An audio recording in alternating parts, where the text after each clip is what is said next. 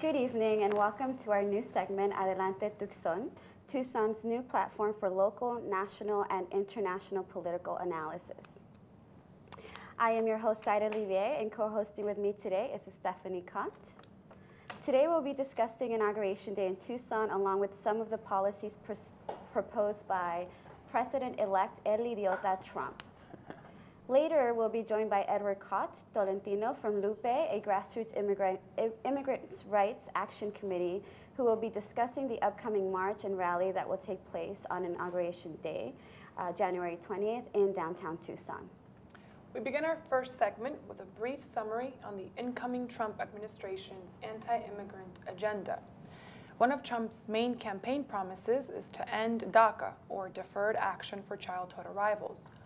Under this program, some 750,000 undocumented immigrants who were brought to the U.S. as children have been given the opportunity to prosper by guaranteeing them the ability to work legally and obtain a driver's license. In some cases, DACA has also given dreamers the opportunity to qualify for in-state tuition at public colleges and universities. Just as importantly, DACA also provides a relief from the fear of deportation. This program has dramatically improved job opportunities and living standards for young undocumented people. It has proven to be essential to the health of communities nationwide. While Trump has not specified when he would begin his promised mass deportations, by eliminating DACA, dreamers will be driven back into the shadows of society. Furthermore, Trump has promised to deport up to 3 million undocumented immigrants with alleged criminal convictions in his first 100 days in office. Where these criminal statistics come from is still debatable and completely unsourced, much like most of his platform. One of his first and major campaign promises was to build a wall along the Mexican-U.S. border, which, according to El Idiota, the Mexican government would pay for. This outlandish and ridiculous promise was incredibly popular with his supporters, but what is even more outlandish is that they actually believed this was in any way realistic. As we've now seen, Trump is already backtracking on the logistics of this unfeasible construction project. He now plans on asking Congress to approve taxpayer funding for the wall, while promising that Mexico will somehow eventually pay us back. Trump has also pledged to cut off all federal funding to sanctuary cities. There are about 30 sanctuary cities in the U.S., including some of the country's largest cities like New York, Chicago, and Los Angeles, which have already banned city workers and police from enforcing federal immigration policies. Although cities receive relatively little in direct federal funding, the impact this blackmailing tactic will have on sanctuary cities remains to be seen. It is important to note that while in 2012 the city of Tucson proclaimed itself an immigrant-welcoming city, it is far from a legitimized sanctuary city. The Tucson Police Department and the Pima County Sheriff continue to openly collaborate and enforce federal immigration policies under the racist SB 1070 Arizona state law. Lastly, Trump's immigration program has many similarities to the 2005 House Bill 4437, known as the Sense Burner Bill, which was defeated after more than 1 million people, an overwhelming majority Latinos, hit the streets on May 1st, 2006 in protest of this bill and in support of the legalization of undocumented immigrants. Students walked out of schools, workers left their jobs, and families came out to protest. That is the historical example that we must follow in order to fight back against these new tactics. With that, we would like to turn things over to our guest, Edward from Lupe, here to tell us a little bit about his organization and the upcoming protests happening on Inauguration Day. So, Edward, if you can tell us about Lupe as an immigrants' rights action committee. Yeah, sure. Thank you for having me on. This is an awesome space. Well, Lupe as an immigrants' rights action committee came about around 2013, 2014, when here in Tucson we were still struggling with the fight for in-state tuition after DACA was passed, and we were also facing what they're called school resource officers, where schools at first, officers in schools were allowed to question students about their immigration status. So around all those issues, Lupe came about with a movement of students, activists, parents, and where we decided to form a group, an organization to promote popular education and political education and mass mobilization to defend the rights of immigrants, undocumented immigrants here in our community. Okay, and how is Tucson preparing itself for Inauguration Day specifically? Well, specifically, like we're joining cities around the country who are doing massive mobilizations and protests against this new administration that's coming, that will be inaugurated on the 20th. We're joining a big coalition called the Tucson Occupy Inauguration Coalition, which it includes many different organizations locally and nationally. We have, Tucson Occupy, Black Lives Matter, Derechos Humanos, the Green Party, Socialist Alternative, us as Lupe, and many more progressive organizations here in town that we will be participating, the Tucson Water Protectors.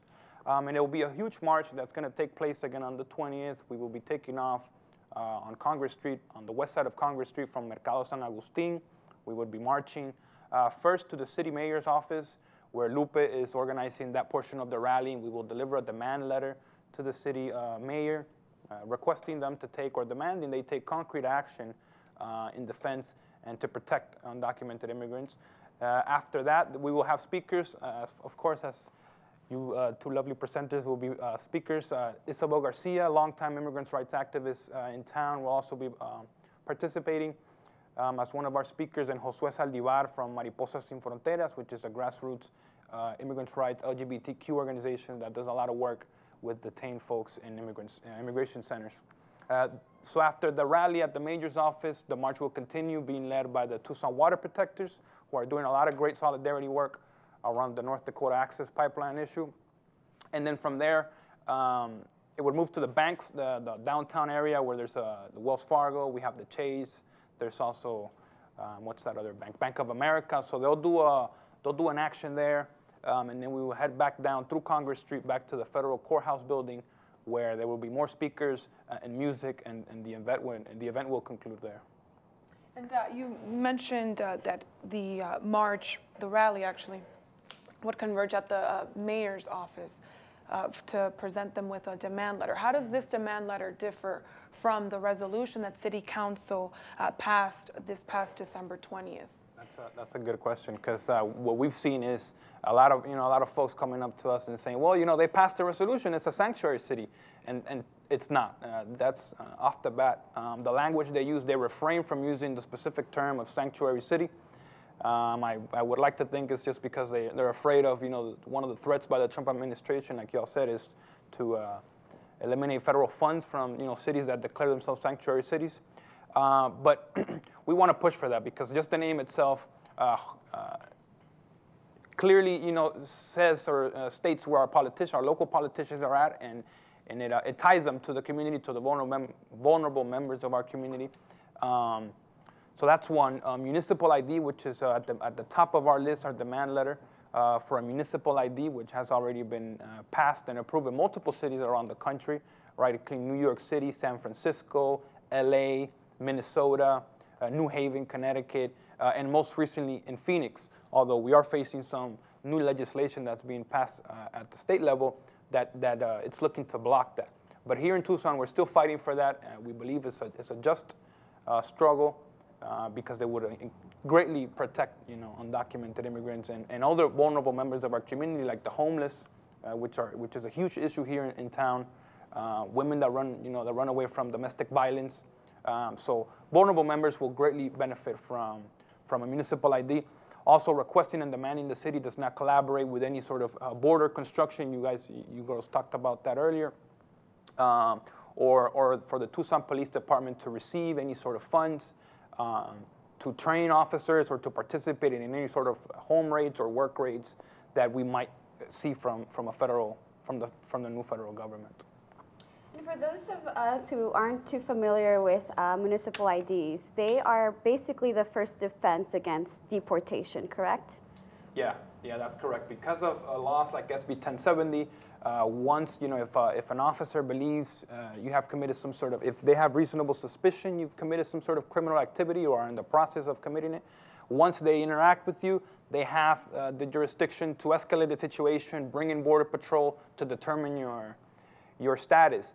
In that resolution you mentioned, the city council in that resolution clearly states that if the person involved in that contact with the officer has a presumptive identification, that should be enough for the police officer not to continue furthering questioning or wanting to determine the immigration status. So it'll be a huge obstacle for the continued implementation of the racist law SB 1070, which is to the detriment of our community. And of course, the resolution being more of a symbolic gesture as opposed to an ordinance which has a concrete policies that could be implemented to directly deter further immigration raids. Exactly. So we're looking for something, like you said, concrete. We don't want just words. You all mentioned earlier the city of Tucson declares itself a welcoming city. But what does that mean? We want concrete action from our local officials.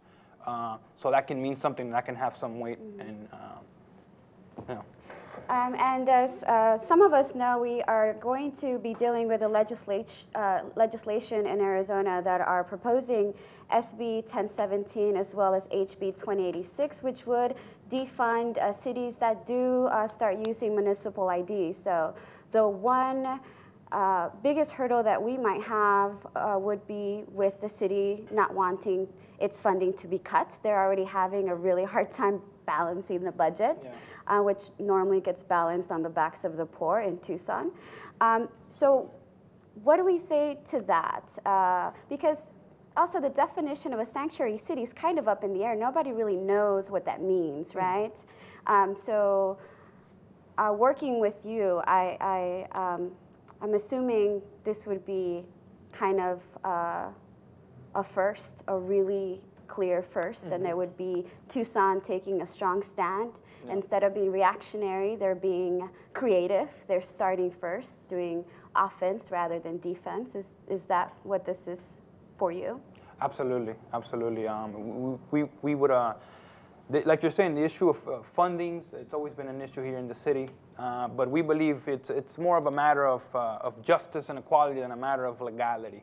I'm sure there's enough places where they can get some funds, tax the rich, tax corporations like Raytheon.